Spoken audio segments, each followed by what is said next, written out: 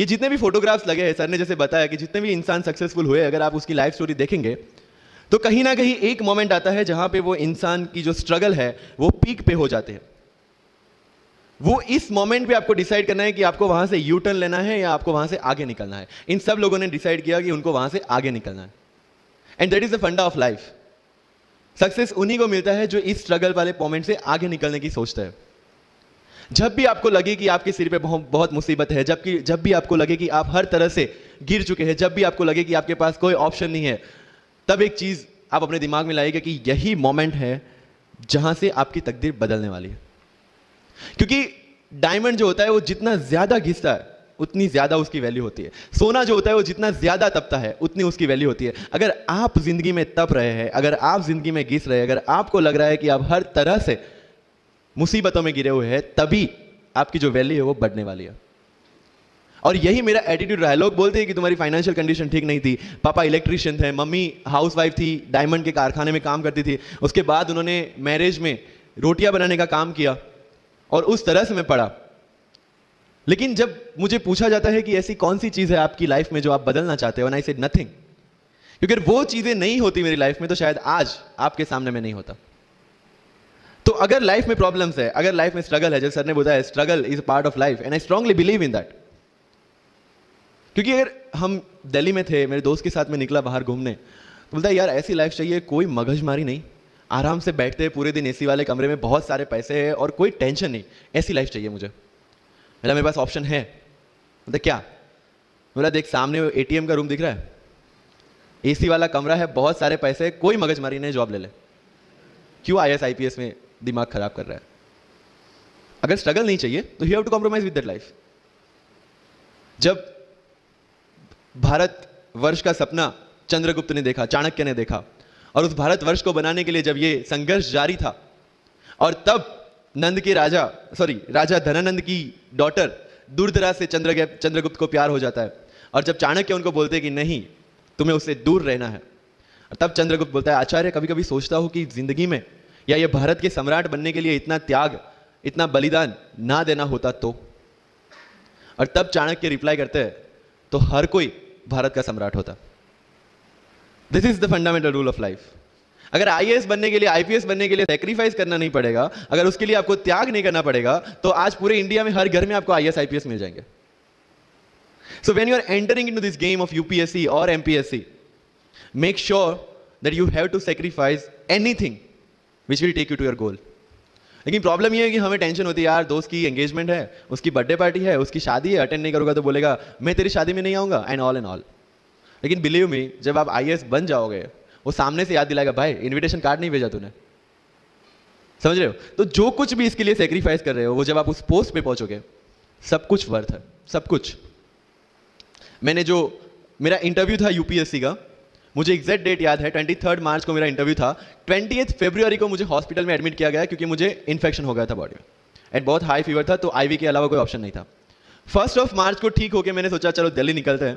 2 मार्च को मैं दिल्ली पहुंचा।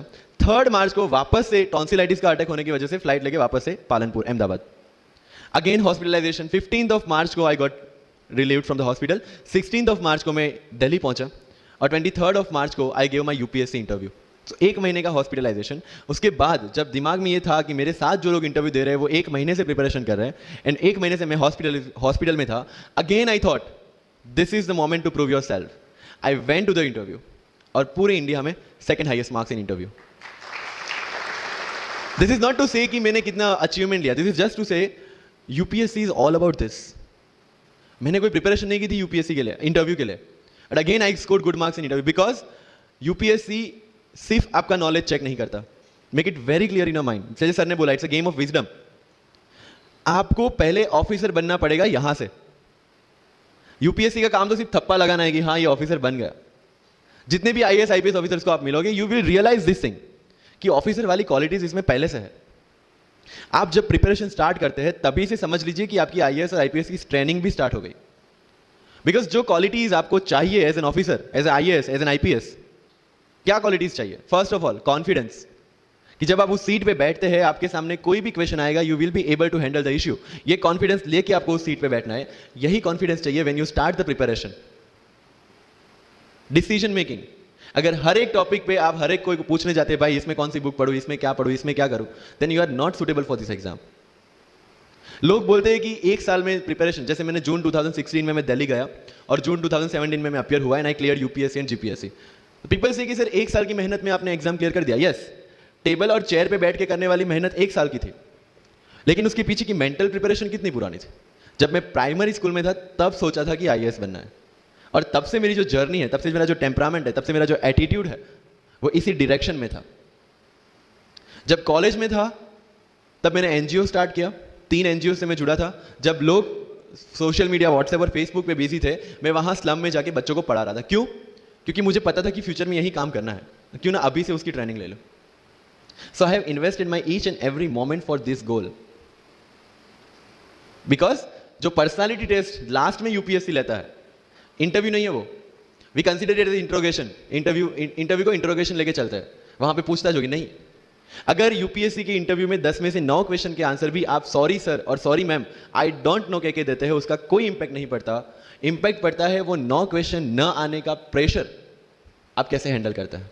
आपके पसीने छूट जाते हैं या आप वही टेम्परामेंट के साथ इंटरव्यू कंटिन्यू करते हैं। मार्क्स उस चीज के हैं, मार्क्स है आपकी सोच के। एक ऑफिसर के तौर पे जब आपको आईएएस या आईपीएस की सीट पे बिठाया जाएगा, how will you treat the citizens of this nation? What will be your attitude to each and every person who is going to come and meet you? These things are being tested during UPSC interview. और इस सारी journey में अगर सबसे important कोई चीज है तो that is your learning attitude, और not for UPSC, for life even. Because when I am speaking in front of you in Hindi and English, to be very clear, I belong to rural background of Gujarat, और मेरा study जो हुआ है वो पूरा Gujarati medium में हुआ है, गवर्नमेंट स्कूल में। 12th तक का स्टडी मेरा गवर्नमेंट स्कूल में हुआ है, गुजराती बोर्ड में, गुजराती मीडियम में। And yet, I can give my UPSC interview in English in Delhi and score such marks. Where did it come from? कहाँ से आता है ये? मुझे अभी भी याद है, मेरा college national institute of technology Surat था, जहाँ पे मेरे साथ जो पढ़ने वाले बच्चे थे वो सारे सीबीएसई आईसीएसई वाले थे, और मैं एज ए एलियन वहाँ पे पहुँचा था, क्योंकि तब मुझे पता चला कि मैकडी जैसा भी कुछ है और उसमें बर्गर जैसा भी कुछ मिलता है। That was my first exposure to any metro city. And जब मैं उनसे इंटरेक्शन करता था और इंग्लिश बोलने की ट्राई करता था, जो जैसे संजू मूवी में इंग्लिश दिखाया गया है गुजरातियों का, जो जीरो को जीरो बोलते हैं, उसी तरह I was also like that. Mother tongue influence आ जाता है, it's very obvious. So I used to speak notes and not notes, और डोर एंड नॉट डोर, और don't and not don't. So they used to make fun of me. Safin, it's not don't, it's don't. Okay fine, I had 2 options, either I stop speaking English with them or improve on that and go ahead. I decided the second option. When I started my preparation of civil services, जो English medium में करनी थी, वाजीराम में मैंने coaching किया, जहाँ पे पूरा इंग्लिश मीडियम में था, सारे सब्जेक्ट्स मेरे लिए नए थे। I started from the scratch, I started from the English medium NCERT of standard 5 and 6, Gujarati dictionary, Gujarati to English dictionary, and then I started my preparation. कभी कभी ऐसा होता था कि द हिंदू का पूरा एडिटोरियल पढ़ लिया और उसके बाद आई वाज लाइक कि मैंने क्या पढ़ा। ये होगा, सबके साथ होगा। बट उस जगह अगर आप टिक गए, उस जगह अगर आपने पेशेंस रखा, उस जगह आपने अगर सर्वाइव कर दिया, तो इस एग्जाम में भी सर्वाइव कर जाओगे। क्योंकि यूपीएससी की जो रेस है उसमें कभी भी खरगोश नहीं जीतेगा, इसमें जीतने वाला ऑलवेज कछुआ ही होगा, जो स्लो बट स्टेडी रहेगा। लग जाते हैं 5 साल भी लग जाते हैं, 7 साल भी लग जाते हैं, 9 साल भी लगे हैं लोगों को एग्जाम क्लियर करने के लिए। लेकिन बिलीव में जब रिजल्ट आएगा ना, तो वो सारा सेक्रीफाइस आपको वर्थ लगेगा। आप पढ़िए लोगों के इंटरव्यूज। मैंने क्या किया कॉलेज के 4 साल में, I went through each and every interview of UPSC toppers on YouTube. Ira Singhal से लेकर टीना डावी मैम तक सबकी इंटरव्यूज मैंने देखे। For what? Just to know कि उन्होंने ऐसी कौन सी गलतियां की थी जिससे इनको इतना टाइम लग गया, और मुझे कौन सी गलतियां रिपीट नहीं करनी है। क्योंकि चाणक्य ने कहा है कि दूसरों के एक्सपीरियंस से जो सीखते हैं ना, वो जल्दी आगे आ जाता है, क्योंकि खुद सब कुछ अनुभव करके सीखने के लिए जिंदगी काफी छोटी है। I did the same. 4 साल में हर एक टॉपर का इंटरव्यू देख लिया, चीजें समझ ली कि ऐसी कौन सी चीजें जो इन सब ने की है, और ऐसी कौन सी चीजें हैं जो गलतियां हैं जो इन्होंने की और जो मुझे रिपीट नहीं करनी है। सो जब युद्ध के मैदान में हम उतरते हैं, इस चक्रव्यूह में उतरते हैं, तो अभिमन्यु की तरह नहीं, अर्जुन की प्रिपरेशन के साथ उतरना है कि हमें पता होना चाहिए कि इससे बाहर कैसे निकले। I did the same. College के 4 साल इंटरव्यूज देखे, ब्लॉग्स पढ़े, समझा कि इसमें कॉमन मिनिमम क्या है। वो जो कहानी अगर आपने सुनी हो कि शार्पनिंग द एक्स, रोज अगर आप पेड़ काटने के लिए जाते हैं तो you have to sharpen your axe, otherwise day by day आपकी जो एफिशिएंसी है वो कम होती जाएगी। 4 years in my college I sharpen my x, जिससे 1 साल में मुझे कहीं पे रुकना ना पड़े। This was the strategy. आज मेरे पास काफी मैसेजेस आते हैं, sir please give me your strategy. I am sure आप में से काफी लोगों ने किसी टॉपर्स को पूछा होगा, please share your strategy. Why? हर एक की स्ट्रेटजी अपनी खुद की होती है। अगर आज 990 लोग यूपीएससी में सिलेक्ट हुए तो यू विल गेट 990 स्ट्रेटजीज, क्योंकि हर एक की स्ट्रेंथ और हर एक की वीकनेस अलग है। You have to understand this. आप कभी डॉक्टर के पास जाते हैं बीमार होके, और कभी डॉक्टर को यह बोला है, सर जो आगे वाले पेशेंट को दी ना, मुझे वही मेडिसिन चाहिए। डिड यू से लाइक दैट? नो, क्योंकि उसकी बीमारी अलग है, मेरी बीमारी अलग है। सेम चीज विद यूपीएससी, आपकी स्ट्रेंथ और आपकी वीकनेसेस अलग है, किसी टॉपर की स्ट्रेंथ और किसी टॉपर की वीकनेसेस अलग है। Why should I walk on the same path, जबकि मुझे पता है कि वो मेरे लिए बना ही नहीं। I have to create my own path. मेरा यूपीएससी का जो बुक लिस्ट है, वो अगर आप देखेंगे ना, तो यू विल फाइंड कि ये completely out of the box book list है। मैंने कभी लक्ष्मीकांत नहीं पढ़ी। आई नो यूपीएससी फ्रेटर्निटी के लिए ये बहुत बड़ा स्टेटमेंट है। I never read Shankar IAS, I never read Yojana, I never read Kurukshetra. I didn't do writing practice for mains. मैंने मेंस में GS2, GS3, GS4 का एक एक पेपर, एक ऐसे और ऑप्शनल का एक एक पेपर लिखा है। That's all about my writing practice, because I knew what are my strength and what are my weaknesses. Mains में 3 चीजें होती है, handwriting, speed and content. When I was so sure about my handwriting and my speed, why should I waste my time on writing the papers? Instead of that, I focused on improving my content. Getting my point? So if you are the aspirant की जिसको लगता है कि 3 घंटे में मेरे से paper finish नहीं होता, then go for writing practice. Then write as much as you can because you need that. But किसी टॉपर ने 50 पेपर लिखे हैं, 3 टेस्ट सीरीज ज्वाइन किया, इसलिए मुझे भी करना पड़ेगा। No, that is not the rule in UPSC. किसी ने ये टेस्ट सीरीज ज्वाइन की, मैं वहां चला गया, किसी ने वो टेस्ट सीरीज की, मैं वहां चला गया। No, you have to create your own path, and this was the biggest part of my UPSC preparation. सुनो सबकी, करो मन की। This is applicability of your mind, क्योंकि आपकी स्ट्रेंथ, आपकी वीकनेस आपसे ज्यादा अच्छा कोई नहीं जानता। आपके पेरेंट्स भी नहीं, आपका सबसे क्लोज टीचर भी नहीं। आपको 3 बार चीजें पढ़ के समझ में आती है, किसी को 5 बार पढ़ के समझ में आती है, किसी को 1 बार समझ में आ जाती है।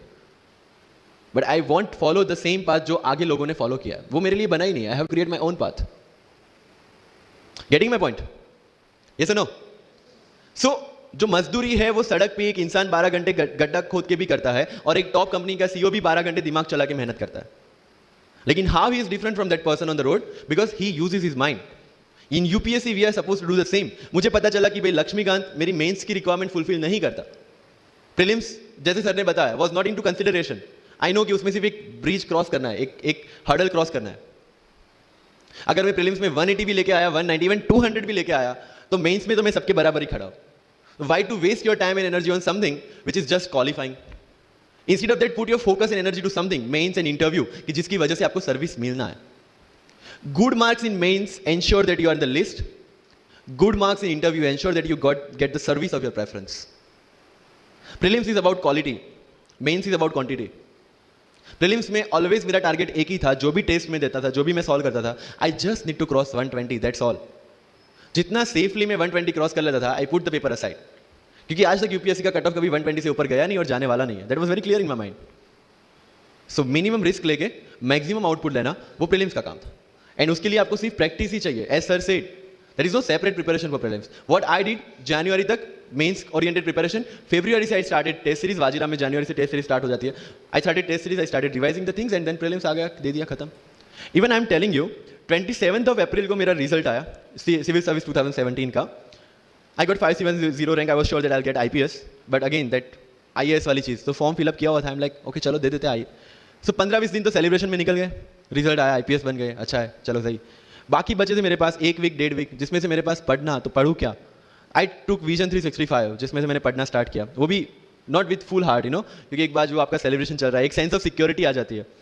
मैंने जैसे तैसे किया, लेकिन विजन में से इस बार कुछ पूछा नहीं, किसी में से कुछ नहीं पूछा 2018 में तो, but still I clear the prelims based on the last year preparation. मेरे साथ जिन्होंने 2018 की प्रिपरेशन की थी, जो 12 साल से 18 के लिए जो लड़ रहे थे, they couldn't clear the exam. Why? Because prelims is just a mind game, you have to understand that. सबसे अच्छी बात प्रीलिम्स में ये है कि आंसर आपकी आंखों के सामने है, जो मेंस और इंटरव्यू में नहीं है। So it's the most safest game. You just need to understand the trick which UPSC follows, where it can misguide you. तो अगर आपने यूपीएससी के पिछले 15-20 साल के पेपर आपने देख लिए हैं, तो आपको समझ में आ जाएगा कि यहां पे गड्ढा है।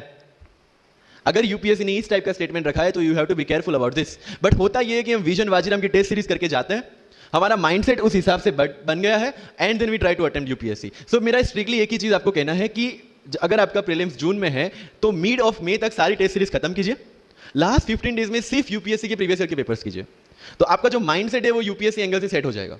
फिर you will not target the prelims exam from Vision और Vajiram point of view, you will do it from UPSC point of view. This is mind game, see this can not be taught in any class और this can not be written in any book, this you have to understand by yourself. Wisdom जो sir ने बोला, अगर 5 लाख लोग prelims में बैठते हैं और 15,000 क्वालिफाई करते हैं, what is different with those 15,000? There are certain keys जो आपको पकड़नी है प्रीलिम्स के लिए। Test series is a practice test. हम क्या करते हैं, टेस्ट सीरीज दे दिया, मार्क्स देख लिए, खत्म। No, that is not for your evaluation, that is part of your learning process. What I used to do sir, कि वाजीराम का जब टेस्ट खत्म होता था, मैं घर पे आके खुद उसकी की बनाता था। How does it help you? It helps me to understand the entire topic again, 1 to 100 question, 100 topics, again you are revising. Key में क्या होता है, जो 4 ऑप्शन दिए उसके इर्द गिर्द ही पूरा सॉल्यूशन देता है। जब आप गूगल पे पढ़ते हैं, you understand the whole topic again. तो अगर सेम टॉपिक में से कोई और क्वेश्चन भी आ जाता है, you already revise the things. This is how you will practice for prelims. अगर कहीं पे भी टाइम इन्वेस्ट कर रहे हो, you have to get optimum output out of that.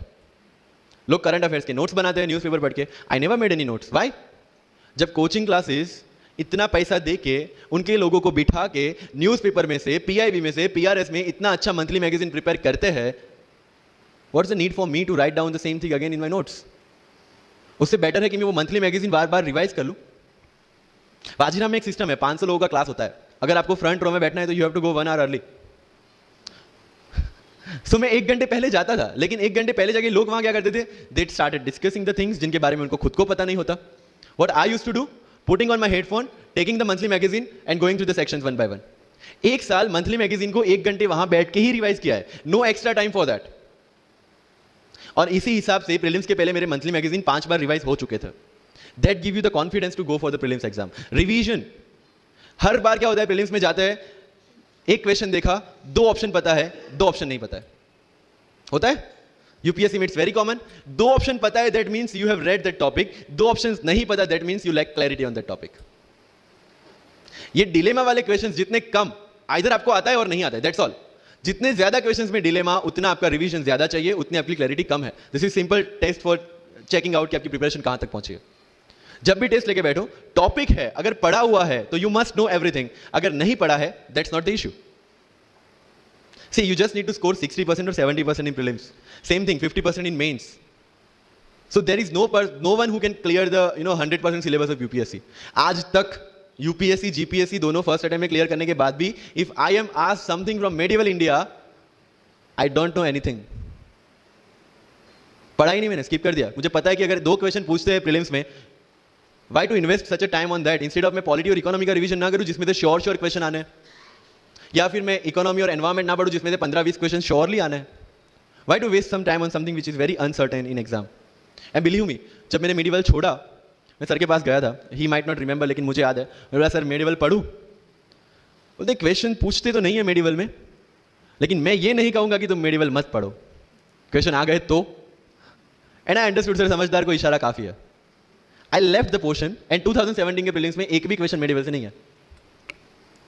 अब इसको आप लक बोलोगे, और ये लक तब बना जब मैंने कोई डिसीजन लिया, समझ रहे हो, राइट? तो सी यूपीएससी, मैंने पहले भी अपने इंटरव्यूज में कहा और आज फिर से कर रहा हूं, it's just a mind game, it's just a mind game. चीजों को समझना है। मेंस में अगर मैंने आंसर राइटिंग नहीं किया तो I should not gate demotivated, because मुझे पता है कि मुझे उसकी जरूरत नहीं है। आपकी जरूरत है, आपको पता होनी चाहिए कि आपको किस चीज में। I was very sure in my mind कि अगर मुझे फर्स्ट अटेम्प्ट में क्लियर करना है तो मुझे कोचिंग चाहिए। That was very clear in my mind. जब मैंने सोचा कि कोचिंग करना है, वाजीराम में करना है, क्योंकि I research a lot about coaching institutions, तब मैं डिसीजन पे पहुंचा कि वाजीराम में करना है। पता चला कि वहां की फीस 1.5 लाख है, रहने का खर्चा 3-3.5 लाख तो आराम से हो जाएगा। मेरे घर में टोटल सेविंग 10,000 से ज्यादा नहीं थी उस time, but I saw the dream, करना है, यहीं से करना है। एंड फिर गांव से एक बिजनेसमैन ने बोला कि ठीक है, you go to Delhi, you pursue your dream, I will finance your expenditures. But ये तब हो पाया जब I saw the dream without considering the situations. इसलिए ओम शांति ओम का एक डायलॉग जो मुझे सबसे ज्यादा फेवरेट है, अगर किसी चीज को पूरी शिद्दत से चाहो तो सारी कायनात तुम्हें उससे मिलाने की साजिश में लग जाती है। मेरे साथ ऐसा ही हुआ, क्योंकि मैंने शिद्दत से चाहा था यूपीएससी को, और जिस दिन दिल्ली में मैंने पैर रखा था, उसी दिन मेरे दिमाग में क्लियर था कि मेरा फर्स्ट अटेम्प्ट ही मेरा फाइनल अटेम्प्ट होगा। इस मेंटालिटी के साथ